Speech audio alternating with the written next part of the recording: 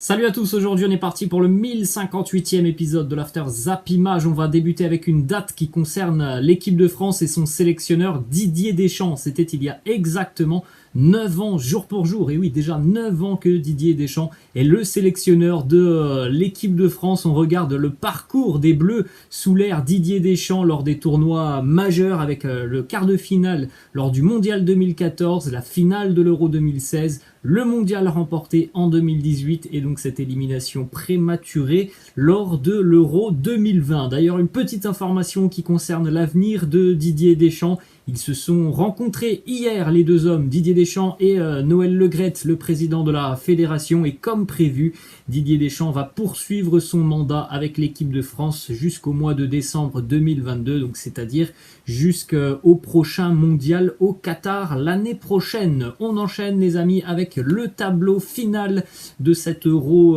2020 où vous avez tous les résultats depuis les huitièmes de finale et vous avez donc aussi l'affiche de la finale qui se déroulera ce week-end. Ce match entre l'Italie et l'Angleterre qui se jouera donc du côté de Wembley avec évidemment un avantage pour les Three Lions qui se sont donc imposés hier face au Danemark sur le score de 2-1 après prolongation.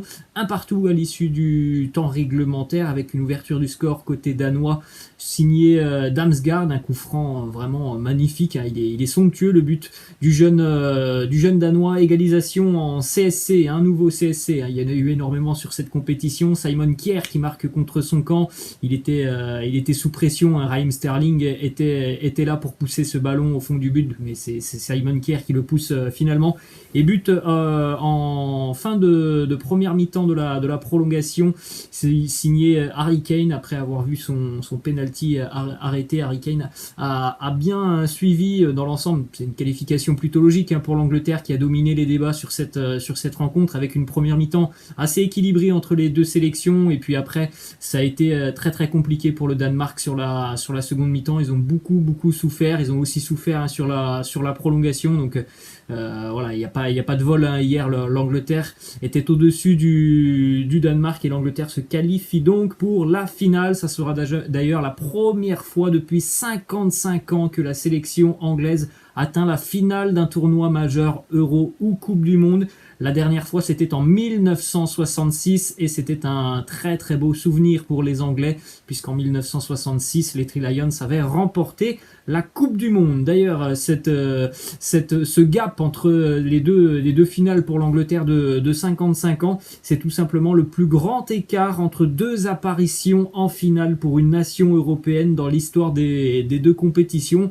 C'est vrai que ça faisait longtemps quand même pour la sélection anglaise qu'ils n'étaient pas allés au bout d'une compétition. Alors voilà, ils sont en finale, hein, on va pas dire qu'ils sont au bout, mais voilà, ils sont déjà en finale et c'est déjà un bel exploit pour l'Angleterre, hein, qui n'avait plus atteint ce stade de la compétition depuis 55 ans. Une petite statistique sur Harry Kane qui est devenu hier le co-meilleur buteur de l'Angleterre en tournoi majeur.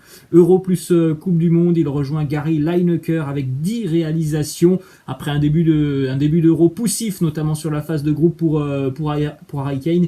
Il est plutôt bien lancé, hein, depuis quelques matchs avec la sélection anglaise. Ensuite, on a une déclaration du sélectionneur Gareth Southgate qui nous dit: je suis tellement fier de mes joueurs, c'était une soirée incroyable et les supporters ont eux aussi été incroyables toute la soirée. Cela ne pouvait pas être simple. Le dernier match à Rome l'était lorsque l'on a gagné 4-0 face à l'Ukraine, mais nous avions dit aux joueurs qu'ils devraient montrer de la résilience et se relever après des échecs et c'est ce que nous avons fait ce soir. Il est vrai que l'état d'esprit des Anglais était quand même très bon hier. En plus de ça, voilà, il y a ce but de Damsgaard qui a donc poussé l'Angleterre à sortir un petit peu plus sur ce match pour aller déjà chercher l'égalisation, chose qu'ils ont fait assez rapidement. Une petite info d'ailleurs sur le but de Damsgaard: à 21 ans et 4 jours, il est devenu le 3e plus jeune joueur de l'histoire à marquer en demi-finale de l'Euro, juste derrière notamment Cristiano Ronaldo. Un but somptueux pour Damsgaard qui a fait un Euro assez exceptionnel.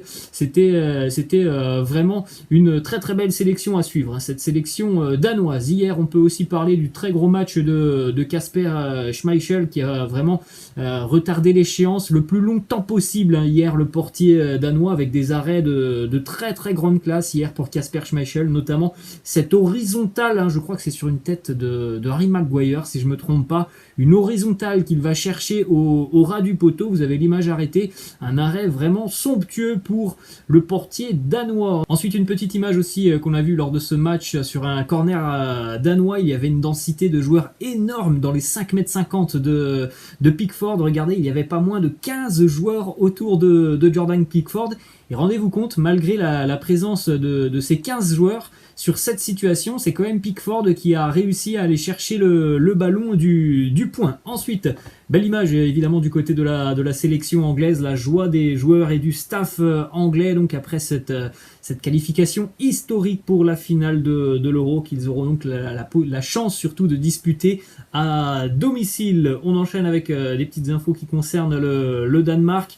Grand bravo quand même à cette sélection danoise que l'on n'attendait peut-être pas à ce stade de la compétition. On rappelle quand même que les débuts ont été très compliqués hein, sur cet Euro pour le Danemark avec l'épisode Christian Eriksen, les 2 défaites lors des deux premiers matchs, mais c'est vrai que par la suite on a vu une équipe unie, solidaire, qui nous a proposé beaucoup de jeux. On ne s'est pas ennuyé hein, lorsque l'on a vu le Danemark jouer. Donc un grand bravo à cette sélection danoise, des joueurs de qualité, une tactique très très agréable à suivre sur le terrain, une équipe qui joue tout simplement, qui ne ferme pas le jeu. Donc un grand bravo à la sélection danoise pour cet Euro, évidemment réussi. Ensuite, belle image aussi hier, c'était juste avant le début de la rencontre.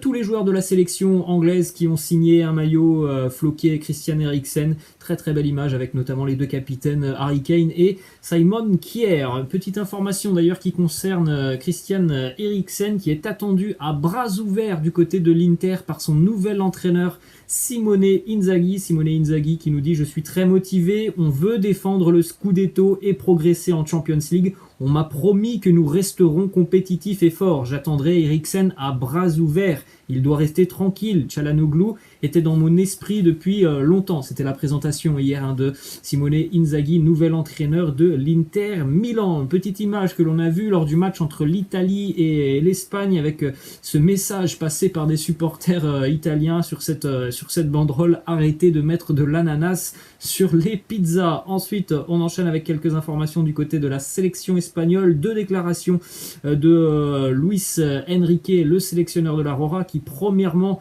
a avoué que Alvaro Morata avait tiré son penalty en étant blessé. Il nous dit qu'il avait un problème aux adducteurs, mais il voulait tout de même tirer ce penalty. Ça a été une mauvaise idée de la part d'Alvaro Morata, même si je ne sais pas si ça l'a gêné pour tirer hein, ce problème aux adducteurs, mais voilà, si tu es blessé, c'est quand même un risque de tirer un penalty, puisqu'au final tu peux être un petit peu gêné. Ensuite, autre déclat de Luis Enrique qui nous dit: je veux féliciter l'Italie, j'espère qu'elle gagnera l'Euro, je la soutiendrai en finale. Je suis content de ce que j'ai vu sur notre match face à la Squadra Azzurra, c'était spectaculaire pour les supporters.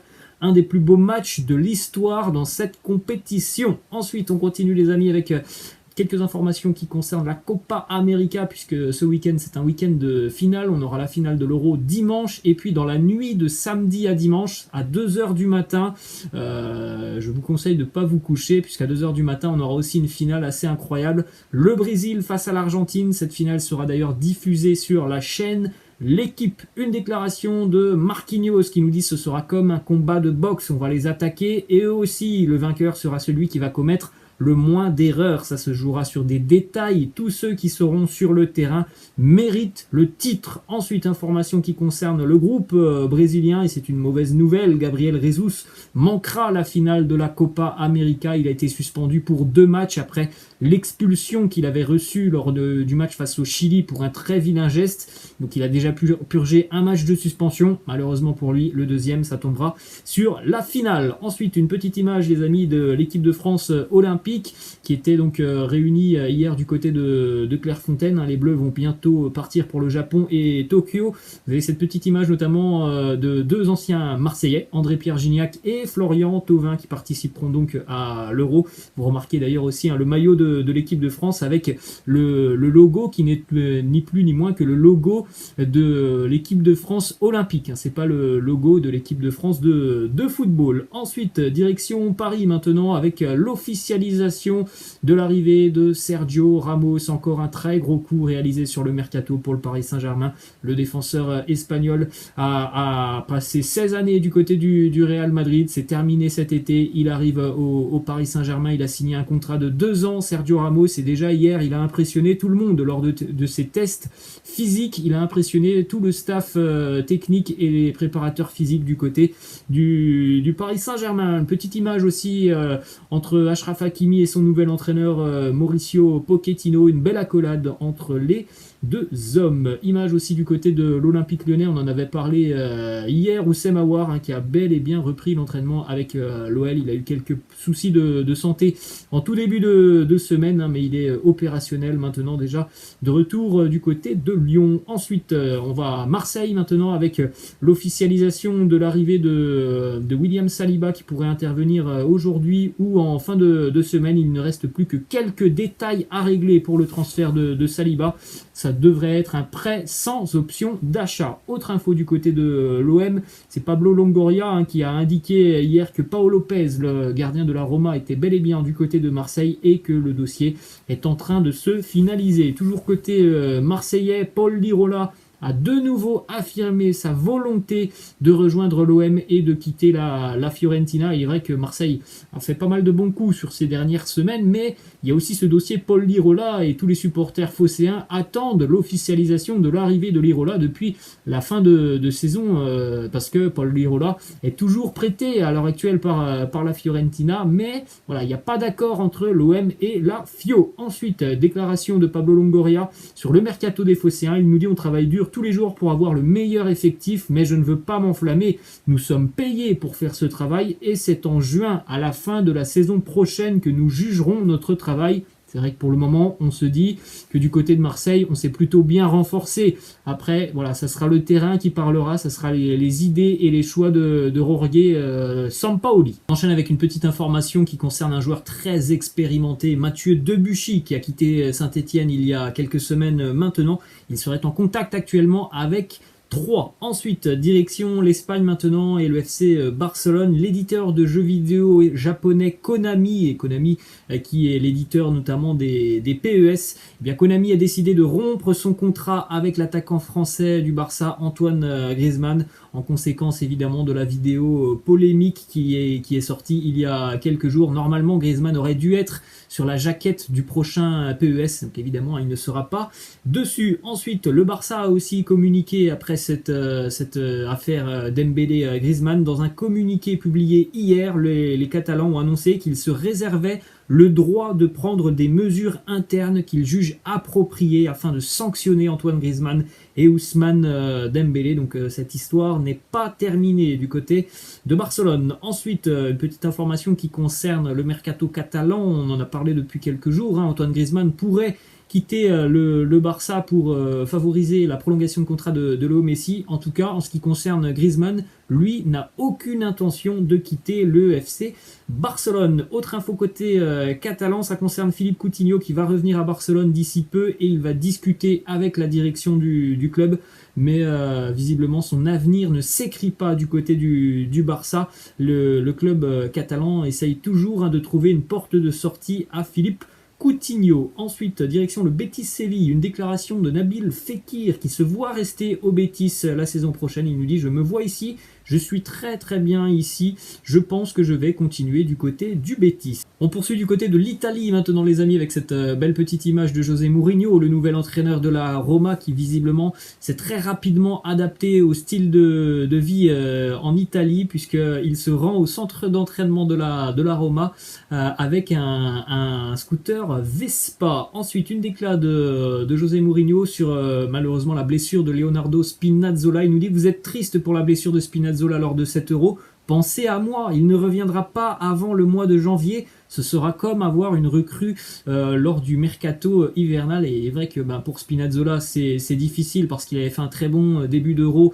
et qu'il ne participera pas à la fin avec la Squadra Azzurra. C'est aussi difficile parce qu'il va rater quasiment 6 mois de compétition. Hein. Son retour devrait donc être pour le mois de janvier. Ensuite, petite information qui concerne Mario Balotelli. Il a trouvé un nouveau club, Mario Balotelli. Il s'engage du côté de l'Adana Demirspor, club qui vient de rejoindre la Super League turque. Ils sont promus. Il va d'ailleurs rejoindre aussi Younes Belhanda qui s'est engagé du côté de Demirspor. On enchaîne avec une petite image du probable nouveau maillot de Manchester City, le nouveau maillot domicile des Citizens.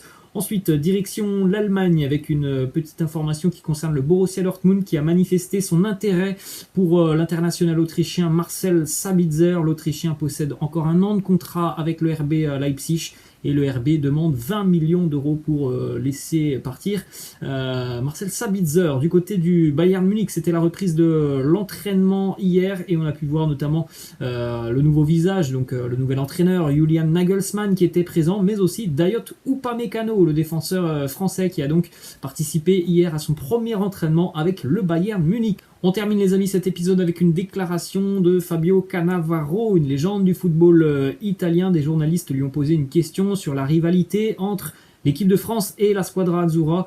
Réponse de Fabio Cannavaro qui nous dit « Mais quelle rivalité entre l'Italie et la France, il n'y a pas de comparaison possible. Nous avons gagné 4 Coupes du Monde, nous avons joué 6 finales. Il y a une rivalité avec l'Allemagne ou le Brésil. C'est tout. » Voilà les amis, la fin de cet After Zap Image. J'espère que ça vous a plu. N'hésitez pas comme d'habitude à lâcher un petit pouce bleu. Je vous laisse, je vous dis à la prochaine. Ciao.